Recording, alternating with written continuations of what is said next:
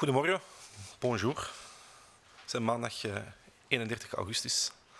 Laatste dag van de zomervakantie. En ook op deze dag zullen we jullie informeren over de stand van zaken van de pandemie COVID-19 in ons land. En daarvoor geef ik graag het woord aan Steven van Gucht. Goedemiddag iedereen, bonjour tout le monde. Ik ga zoals gewoonlijk beginnen met een voorstelling van de meest recente cijfers. De afgelopen week werden er gemiddeld 430 nieuwe gevallen per dag vastgesteld in België. Dat is een verdere daling met 14% in vergelijking met de week ervoor. De daling gaat hiermee opnieuw iets sneller. Na enkele dagen geschommeld te hebben rond de 10%.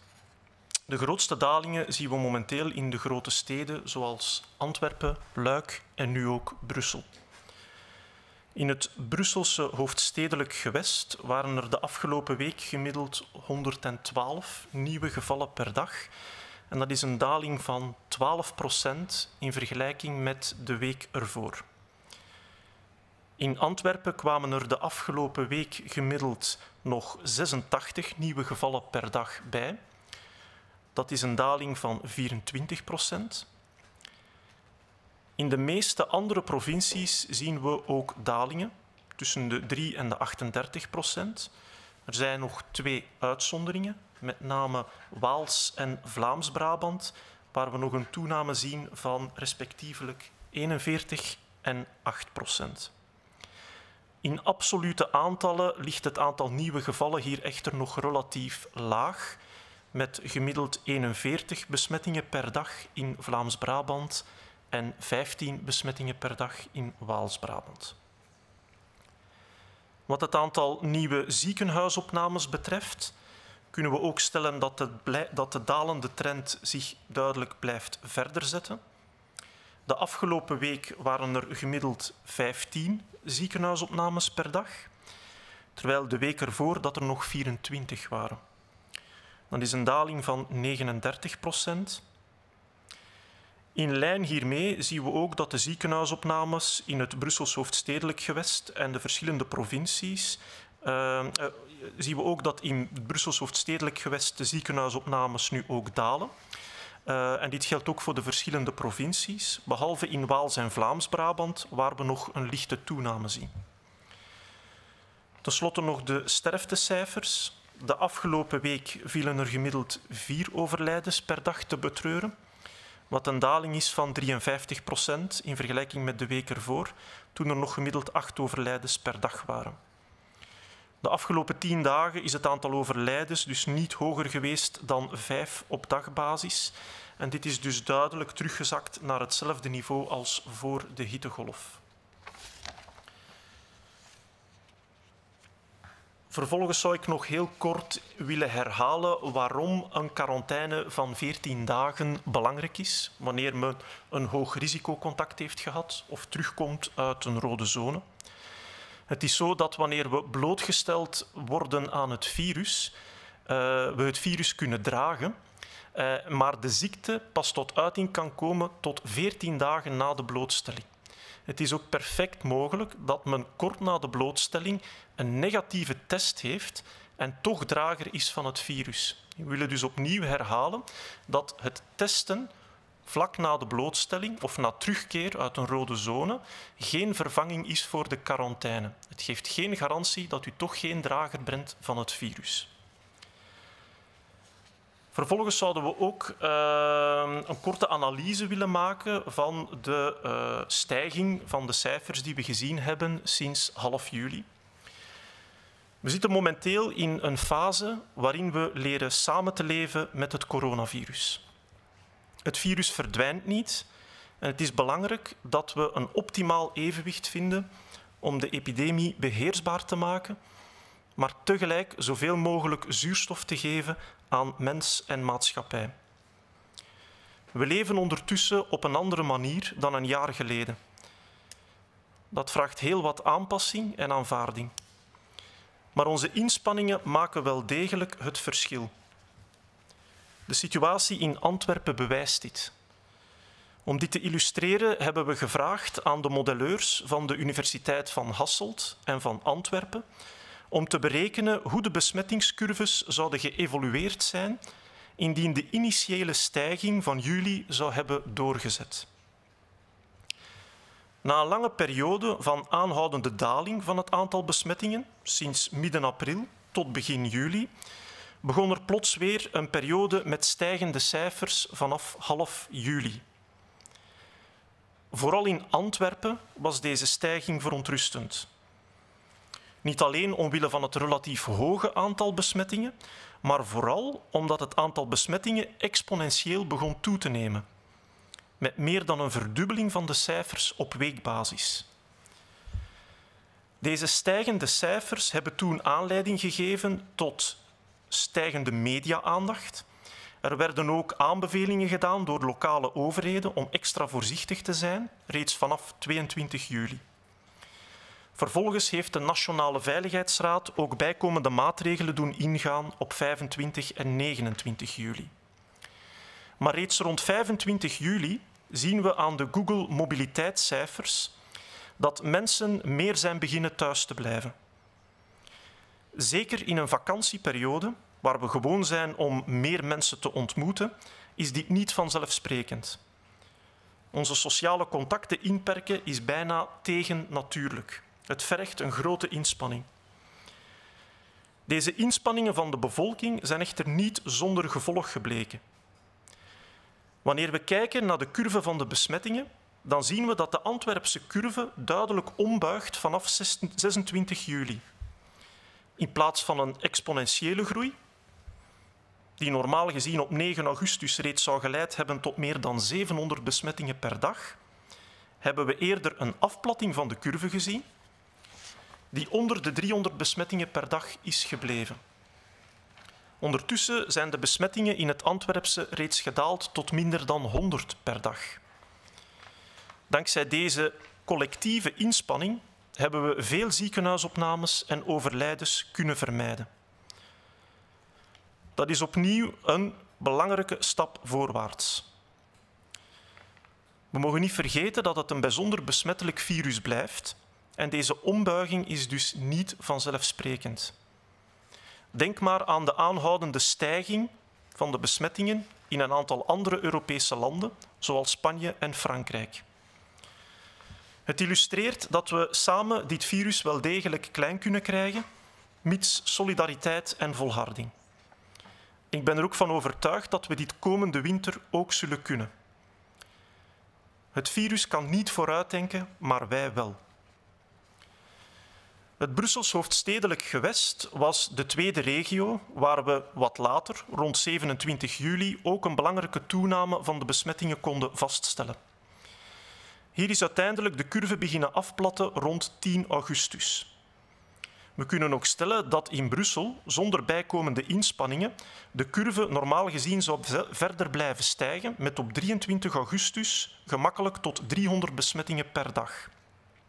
Terwijl we er momenteel 112 per dag registreren. Brussel bevindt zich voorlopig wel nog op een plateau, zonder duidelijke daling. Met de terugkeer van vele duizenden vakantiegangers en de start van de scholen ook, zal het virus blijven druk zetten en blijft het belangrijk om onze inspanningen vol te houden. Om af te sluiten wil ik nog een klein woordje van dank richten aan Laurens Schoukema voor de analyse van de Google mobiliteitsdata en ook aan Lander Willem van de Universiteit van Antwerpen voor de berekening van de geprojecteerde curves. U kan ook meer informatie vinden over de berekening van deze curves op de website www.covidenwetenschap.be. Dank u voor uw aandacht.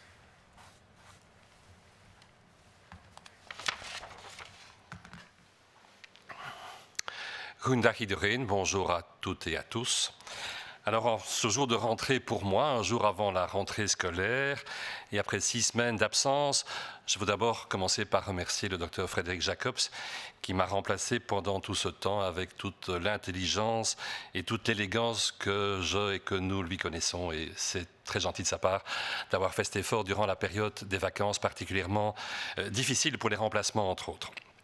Alors nous allons commencer aujourd'hui par la revue des chiffres. Cette revue des chiffres nous montre que la semaine dernière, nous avons eu en moyenne 430 nouveaux cas par jour.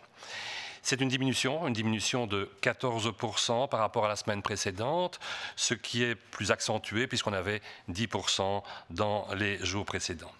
Cette baisse est la plus importante dans les grandes villes, d'ailleurs où l'augmentation avait été la plus importante, comme Anvers, Bruxelles et Liège. Cette tendance positive se retrouve également au niveau régional.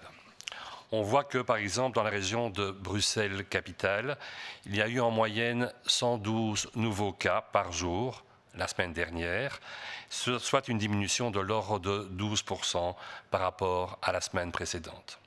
Anvers, autre ville particulièrement impactée, et on va en reparler, il y a eu en moyenne 86 nouveaux cas par jour, ce qui est une diminution plus significative de l'ordre de un quart, pratiquement de 24% par rapport à la semaine précédente.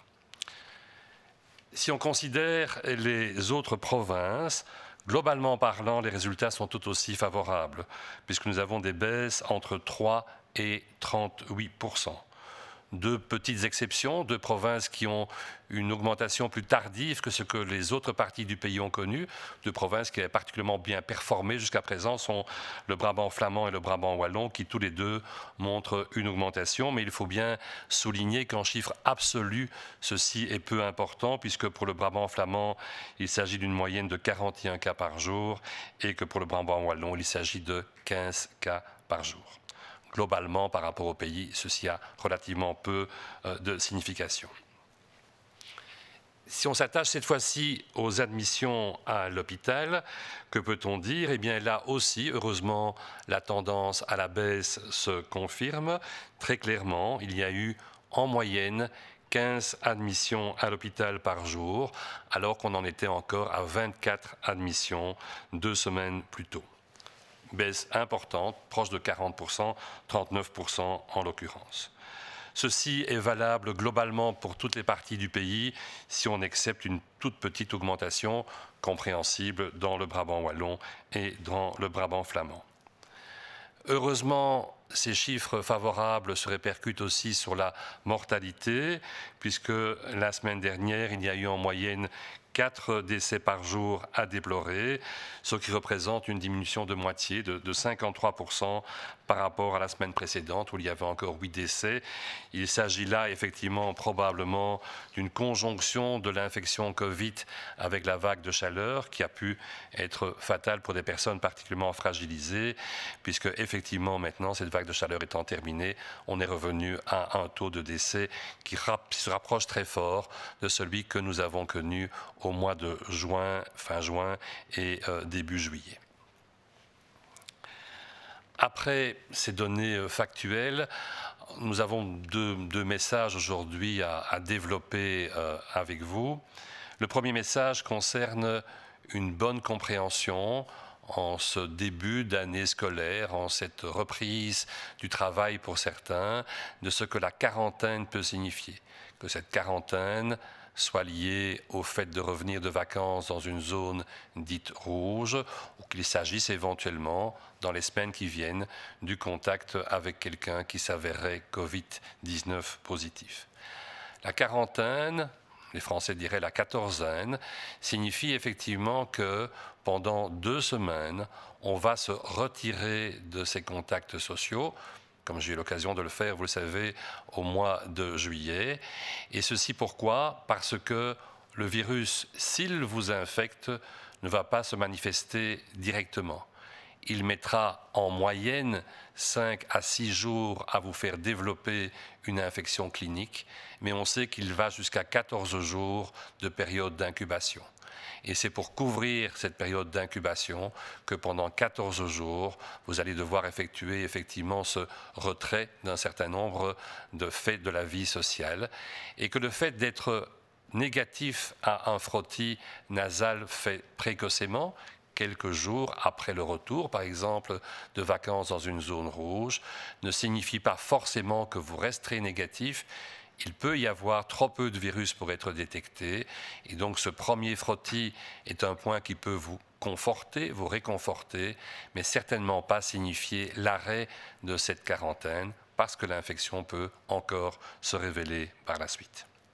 Premier message. Deuxième message, c'est une certaine analyse de ce qui s'est passé dans le pays durant la fin du mois de juillet et ce mois d'août au niveau de l'augmentation des cas. La situation, effectivement, actuellement, est une situation dans laquelle nous devons commencer à apprendre à vivre avec le coronavirus et pas simplement à nous battre au coup par coup avec lui. Et ceci encore, malheureusement, diront certains, et c'est vrai, pour un certain nombre de mois devant nous avant qu'une autre solution, et on l'espère, le vaccin, puisse nous aider. Nous devons donc trouver un équilibre qui est un équilibre délicat entre le maintien, le contingentement de l'épidémie à un niveau qui soit supportable et en même temps le retour à une vie sociale et à une vie économique qui soit satisfaisant, à défaut d'être idéal bien sûr pour chacun d'entre nous. Notre vie a changé, c'est le moins qu'on puisse dire, on en est tous le témoin depuis 6 mois. Et ceci nous demande donc, et vous a demandé déjà beaucoup, d'adaptabilité et des modifications parfois fréquentes, certains diront trop fréquentes, de vos comportements.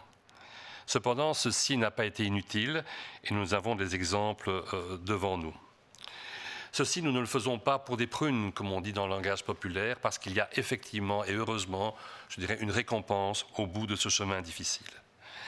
La situation qui a été vécue récemment à Anvers, et puis à Bruxelles et dans le reste du pays, on va y revenir, en est un bon exemple qui permet de l'illustrer. Et nous allons vous montrer ce qui aurait pu arriver si effectivement aucune précaution supplémentaire n'avait été prise. Si on avait laissé les courbes s'envoler comme elles commençaient à le faire, et ceci grâce à des données de l'Université d'Anvers et de l'Université d'Asselt, que nous remercions par ailleurs pour nous avoir fourni les courbes en question. Alors, qu'est-ce que l'on voit? Eh bien, on voit effectivement que dans les courbes en question, après une longue diminution du nombre de contaminations depuis la mi-avril, on a une brusque remontée des cas à partir de la mi-juillet. Cet accroissement des cas est un accroissement qui était particulièrement préoccupant au niveau de la ville d'Anvers, non seulement à cause du nombre absolu de cas, mais tout spécialement parce qu'il prenait un aspect exponentiel qui avait été un aspect qui nous avait tous frappés lors du début de la crise, au début du printemps, avec un doublement des cas chaque semaine, ce qui est particulièrement préoccupant. Les autorités locales au niveau d'Anvers ont déjà donné des conseils et ont pris des ordonnances locales à partir du 22 juillet. Le Conseil national de sécurité a embrayé en donnant le 25 et le 29 juillet des recommandations globales pour le pays, avec éventuellement des recommandations plus locales en cas de problème. Et heureusement, je dirais, on a pu voir à partir du 25 juillet que le chiffre de mobilité que vous voyez sur la courbe devant vous et qui vous montre que cette mobilité dans le pays a diminué globalement depuis le début de la crise, et bien qu'on a à nouveau eu, au niveau de la conscience de la population qui a réagi, une diminution de la mobilité en pleine période de vacances. Une période où on sait que par définition, nous avons plus tendance à bouger. Il est presque contre nature de rester chez soi durant la période des vacances. Et pourtant, vous avez fait un effort supplémentaire pour être moins mobile à ce moment-là. Et on sait que cette mobilité, eh bien, elle signifie quelque chose, puisque plus nous sommes mobiles et en contact avec du monde, plus le virus peut se répandre facilement. Cet impact est très significatif aussi dans la courbe que vous voyez maintenant, puisqu'elle vous montre que la courbe se casse totalement. C'est la courbe qui s'aplatit, vous voyez la courbe noire qui s'aplatit. Et au lieu de suivre son cours exponentiel qui nous aurait amené à plus de 700 contaminations par jour aux environs du 9 août, on assiste à un aplatissement de cette courbe et cet aplatissement nous permet de rester à moins de 300 cas par jour, ce qui était le pic maximum qui a été atteint. Et on obtient ainsi ce qu'on vous a donné aujourd'hui, c'est-à-dire des chiffres qui pour la région d'Anvers sont à moins de 100 cas par jour, évitant ainsi de potentielles nombreuses hospitalisations. Et malheureusement, on le sait, après les hospitalisations, un certain nombre de décès qui y sont liés. Je tiens à mettre en parallèle avec ceci, on peut le voir peut-être sur le graphique suivant, ce qui s'est passé dans la région bruxelloise. Dans la région bruxelloise, c'est la deuxième zone la plus impactée du pays. Elle l'a été à partir de fin juillet, c'est-à-dire un peu plus tard, une dizaine, quinzaine de jours après la région anversoise. Et si cette courbe est moins marquée, comme vous le voyez, eh bien elle aussi aplatie grâce aux mesures qui ont été prises, à partir de mesures du Conseil national de sécurité, à partir du 10 août à peu près. Sans intervention, on estime, toujours d'après les projections faites par les universités d'Anvers et de Hasselt, qu'il y aurait eu plus de 300 cas par jour à partir du 23 août, alors qu'actuellement, on se trouve aux environs de 110 cas par jour. Il faut quand même insister sur le fait qu'au niveau bruxellois actuellement, on n'a pas une diminution aussi marquée qu'on l'a au niveau anversois et qu'on est sur un plateau. Il y a encore manifestement là un effort à faire pour obtenir une courbe qui descend plus rapidement. Alors ces deux exemples nous montrent qu'ensemble, avec les mesures qui ont été prises et le respect des mesures qui ont été décidées, on a pu éviter que cette vaguelette ne devienne une réelle deuxième vague. Et que nous sommes aussi dans des situations que d'autres pays connaissent. Nous ne sommes pas les seuls à connaître ces rebonds. Ceci n'est pas une histoire belge, ceci est une histoire européenne et nous le voyons tout spécialement chez des voisins du Sud, en France ou en Espagne actuellement, qui ont de réels problèmes, mais d'autres pays comme l'Allemagne ou la Hollande ont aussi des remontées locales de la problématique dans certaines parties du pays. Ce coronavirus reste un virus très contagieux. Il est toujours aussi contagieux et rien ne nous montre scientifiquement qu'il est moins virulent. Donc nous devons toujours continuer à le combattre et le combattre ensemble. On sait que c'est un mot qu'on a beaucoup employé, mais ce « ensemble » restera un mot fondamental pour obtenir la plus faible transmission possible du virus à un niveau qui soit, comme on l'a dit, acceptable socialement par nous tous. C'est ensemble aussi que nous devons continuer cet effort durant l'automne qui est devant nous, l'hiver qui le suivra, et on sait que dans cette période plus difficile pour les virus respiratoires, il faudra redoubler d'attention au niveau de la surveillance, mais aussi au niveau des mesures que vous prenez pour votre santé et pour la santé, et pour la santé de tous. Nous avons un gros avantage sur le virus, c'est que le virus n'est pas intelligent, le virus ne peut pas prévoir. Nous pouvons essayer de prévoir ce qu'il va faire et nous pouvons prendre les mesures adéquates dans le domaine en question. Ne négligeons pas le fait que l'histoire avant l'automne et avant l'hiver va encore être émaillée du retour de vacances. On sait que le retour de vacances peut être un retour d'importation de cas. Et donc nous devons, avec ce retour des vacances, avec la reprise scolaire que tout le monde attend avec impatience, doublement veiller à ce que la situation reste sous contrôle en appliquant les mesures de base que vous connaissez tous et qui doivent faire partie actuellement de notre manière de vivre pour les mois qui suivent. Merci beaucoup.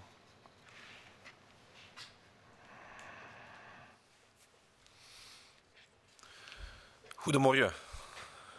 Zoals eerder al gezegd in de introductie is het de laatste dag van de zomervakantie. Scholieren kunnen nog een laatste dag nagenieten van de afgelopen 2 maanden. De terugkeer naar school morgen zal zo normaal mogelijk verlopen. En dat is toch goed nieuws voor iedereen. Uiteraard zijn er veiligheidsmaatregelen genomen. Deze maatregelen zullen bijdragen aan de veiligheid van de leerlingen, maar ook de leerkrachten. Ouders die nog op zoek zijn naar praktische informatie kunnen de website van de school of van Onderwijs Vlaanderen raadplegen. Voor heel veel mensen is het vandaag gewoon een werkdag. Ook op de werkvloer moeten we ons gedrag op een duurzame manier aanpassen aan de aanwezigheid van het virus. Hiervoor werden de afgelopen maanden generieke gidsen en sectorgidsen opgesteld die de maatregelen beschrijven die gerespecteerd moeten worden op de werkvloer. Deze maatregelen zullen de komende dagen, weken, maanden deel gaan uitmaken van de veiligheidscultuur op het werk. Op de website van de Federale Overheidsdienst Werkgelegenheid kan u een overzicht vinden van deze gidsen. Tevens kan u op de website filmpjes en ook affiches vinden met preventieve tips voor op de werkvloer en dit in 17 verschillende talen. Ik wil toch graag de aandacht vestigen op een aantal belangrijke punten met betrekking tot het werk. Ten eerste, telewerk, thuiswerk blijft nog altijd sterk aanbevolen. Tweede punt, als je je ziek voelt of je hebt symptomen, blijf dan thuis. Je bewijst je werkgever echt geen dienst om toch te gaan werken. Integendeel, blijven werken met symptomen kan verregaande gevolgen hebben voor uzelf, uw collega's en ook uw werkgever. Neem dus uw verantwoordelijkheid. Een laatste punt, werknemers die uit een rode zone komen, zijn verplicht om 14 dagen in quarantaine te gaan. Mijn collega's hebben ook juist uitgelegd waarom dat 14 dagen is. Respecteer dit ook. We beseffen dat dit niet aangenaam is voor de werknemer en kan voor praktische problemen zorgen bij de werkgever. Maar door in quarantaine te gaan, zorg je voor de gezondheid van je collega's en kan er een mogelijke uitbraak binnen uw bedrijf worden vermeden. We roepen dan ook op aan werkgever en werknemer om hierin de verantwoordelijkheid op te nemen. Uiteraard kunnen mensen met symptomen of mensen die in quarantaine zitten wel van thuis uit blijven werken, telewerk. Vele werkgevers hebben geïnvesteerd in de veiligheid van hun werknemers, bijvoorbeeld schermen geplaatst, signalisatie aangebracht enzovoort. Deze investeringen zijn enkel efficiënt als ook de werknemers hun verantwoordelijkheid opnemen. Elke dag is iedereen een actor om de besmettingsketting te doorbreken. Ook op de werkvloer en ook deze week. Dank u wel.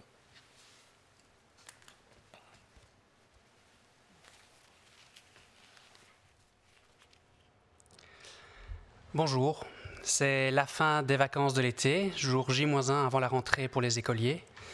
Une rentrée qui se veut la plus normale possible et en sécurité pour les élèves et les enseignants.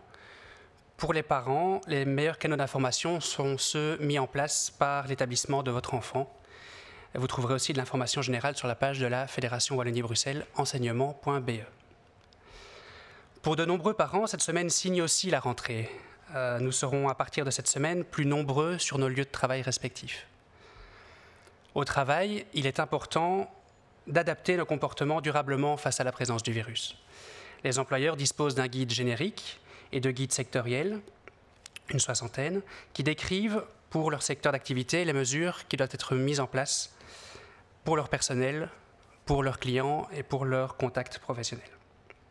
Ces guides se trouvent sur le site du SPF Emploi, donc c'est emploi.belgique.be. Vous pouvez également retrouver sur ce site un fac spécifique et du matériel de sensibilisation, affiches, vidéos reprenant des conseils de prévention en 17 langues différentes. Il reste important de continuer à respecter ces mesures. Nous voudrions attirer votre attention sur certains grands principes transversaux.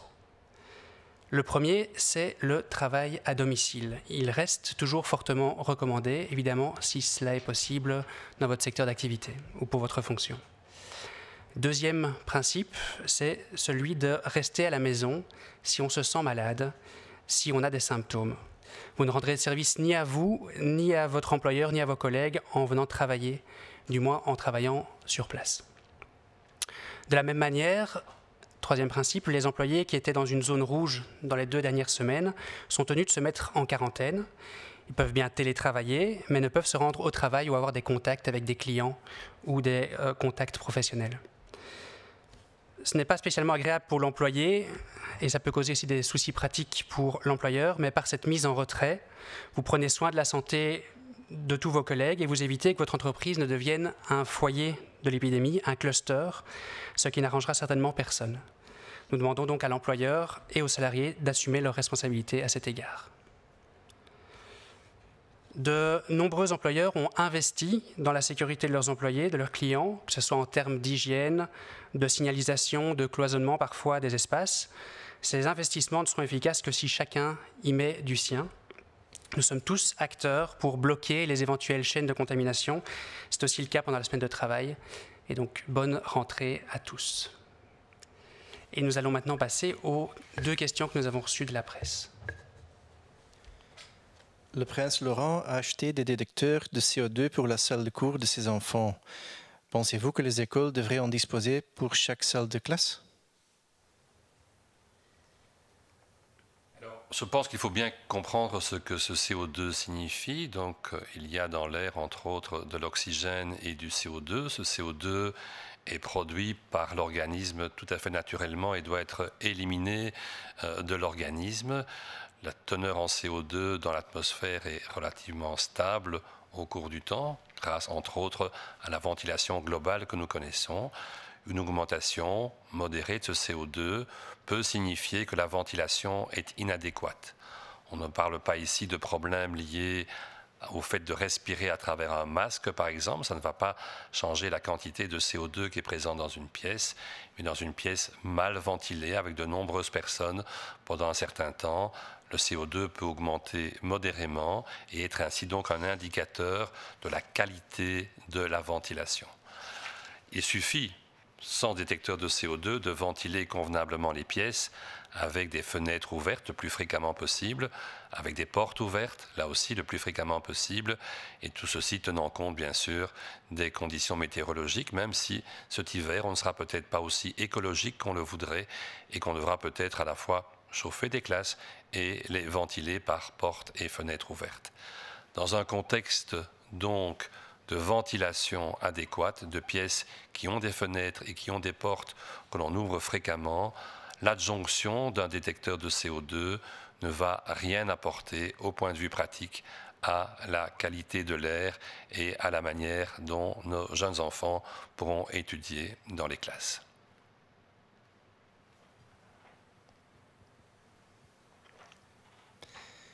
Prins Laurent heeft CO2-meters gekocht voor de klas van zijn kinderen. Vinden jullie dat elke klas een CO2-meter moet hebben? Wel, ik zal beginnen met het principe van die CO2-meters uit te leggen. Wanneer we uitademen, stoten we CO2 uit. CO2 of koolzuurgas. Wanneer de CO2 in de lucht van een lokaal begint te stijgen, dan wijst dit op het feit dat er onvoldoende verversing van de lucht in dat lokaal is en dus onvoldoende ventilatie. Zo'n CO2-meter is dus een toestel dat u toelaat om de kwaliteit van de ventilatie in een ruimte op te volgen. Het is een nuttig instrument, maar het is niet noodzakelijk om dit in elk lokaal te installeren of om dit te gaan gebruiken. Het is wel belangrijk om heel goed op te letten dat we de klaslokalen goed verluchten. En een goede verluchting, dat is een continue verluchting. Laat ramen, deuren voortdurend openstaan, dan kan de lucht continu ververst worden. De situatie in Brussel lijkt in de goede richting te evolueren. Wanneer denkt u dat het aantal infecties opnieuw onder de 50 per 100.000 per week zal zakken? Wel, het klopt dat we vandaag een daling hebben gerapporteerd van het aantal nieuwe besmettingen in Brussel. Maar het is nog te vroeg om te stellen of dat deze daling gaat aanhouden of niet. Voorlopig spreken we nog liever van een plateaufase. Het is moeilijk te voorspellen hoe dat de komende dagen gaat evolueren. Dus het is eigenlijk niet mogelijk om daar een termijn op te plakken op dit ogenblik. Het is wel belangrijk dat we in Brussel, net als in de andere delen van het land, de maatregelen goed blijven opvolgen.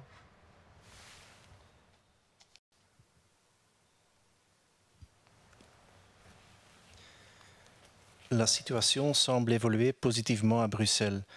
Quand estimez-vous qu'elle se retrouvera sous le seuil de 50 cas per 100 000 habitants par semaine? Tel qu'on l'a signalé aujourd'hui, les chiffres de la région de Bruxelles-Capitale sont clairement meilleurs que ceux qu'on a connus à la fin juillet et au début août. On est effectivement devant une diminution nette du nombre de contaminations, mais on n'a pas encore obtenu une phase de descente continue. On reste, après une première descente, sur un certain plateau, et donc cette amélioration doit encore se confirmer. Le temps qu'elle mettra pour se confirmer est actuellement imprévisible et donc il faut souligner qu'à Bruxelles comme ailleurs, j'ai envie de dire à Bruxelles peut-être encore un peu plus qu'ailleurs, il faut continuer à maintenir les mesures qui sont maintenant ou qui devraient maintenant être bien connues de manière justement à avoir une réelle diminution et obtenir ce chiffre dans un temps qui n'est pas prévisible actuellement.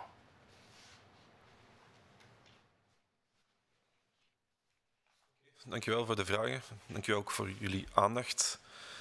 Dan wens ik alle scholieren en alle leerkrachten morgen een fijn nieuwe start van het schooljaar. De volgende persconferentie zal plaatsvinden woensdag om 11 uur. Le prochaine conférence de presse aura lieu le mercredi à 11 heures. Merci.